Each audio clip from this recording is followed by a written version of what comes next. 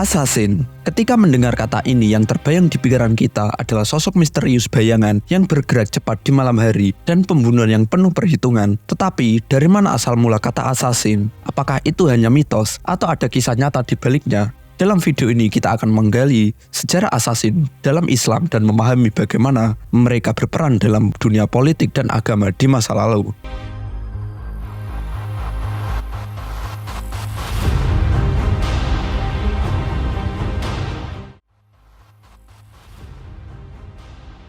Sejarah assassin bermula di sekte Ismailiyah, salah satu cabang dari Syiah yang tumbuh di wilayah Persia pada abad ke-11. Sekte ini dipimpin oleh seorang tokoh karismatik bernama Hasan bin Sabbah. Hasan bin Sabbah adalah seorang ulama dan pemimpin yang mengorganisir kelompok ini untuk melawan penguasa Seljuk yang menguasai wilayah Persia pada waktu itu. Hasan bin Sabbah mendirikan markas besar di sebuah benteng tak tertembus bernama Alamut yang terletak di pegunungan Elburz, Persia. Dari benteng ini Hasan bin Sabbah melancarkan kampanye perlawanan yang unik, bukan melalui perang terbuka, tetapi melalui operasi rahasia dan pembunuhan politik yang sangat terencana.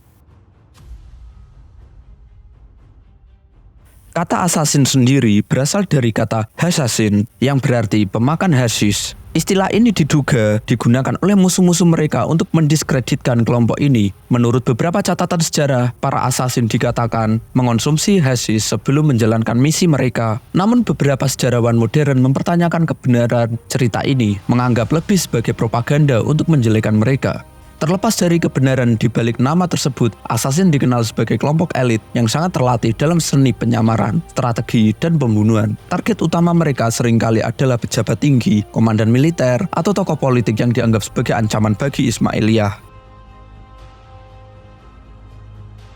Taktik assassin sangat berbeda dari kelompok perlawanan lainnya. Mereka tidak menyerang secara terang-terangan di medan perang. Sebaliknya, assassin bekerja secara diam-diam. Mereka akan menyusup ke dalam kota-kota musuh, hidup di antara penduduk, dan menunggu waktu yang tepat untuk menyerang target mereka. Salah satu ciri khas dari assassin adalah mereka biasanya tidak melarikan diri setelah melakukan pembunuhan. Mereka siap mati di tangan musuh atau ditangkap karena misi mereka dianggap sebagai tindakan yang suci dan bermakna besar dalam perjuangan mereka.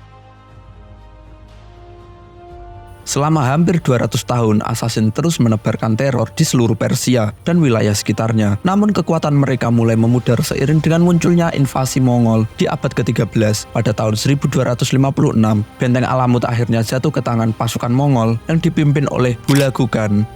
Ini menandai akhir dari dominasi assassin di wilayah tersebut. Meskipun era assassin sebagai kekuatan politik besar berakhir dengan jatuhnya Alamut, pengaruh dan legenda mereka tetap hidup hingga saat ini. Dalam budaya populer, assassin sering digambarkan sebagai pembunuh bayangan yang penuh misteri dan keahlian. Warisan assassin dalam budaya populer. Hari ini kata assassin tidak hanya muncul dalam buku-buku sejarah, tetapi juga dalam berbagai karya fiksi, film, dan video game. Salah satu contohnya yang paling terkenal adalah seri video game Assassin's Creed, yang terinspirasi oleh sejarah kelompok assassin Ismailiyah ini. Namun penting untuk diingat bahwa di balik semua legenda dan cerita fiksi, para assassin dalam sejarah adalah bagian dari konflik politik dan agama yang kompleks. Mereka bukan hanya pembunuh bayaran tanpa tujuan, melainkan kelompok dengan keyakinan dan tujuan politik yang jelas. Jadi inilah sejarah singkat tentang assassin dalam Islam, sebuah kisah yang penuh intrik, politik, dan strategi. Sejarah ini mengajarkan kita bahwa di balik setiap mitos selalu ada kenyataan yang lebih dalam dan menarik untuk digali. Terima kasih sudah menonton, jangan lupa untuk like dan subscribe, dan nyalakan lonceng notifikasi agar tidak ketinggalan dari video-video menarik lainnya.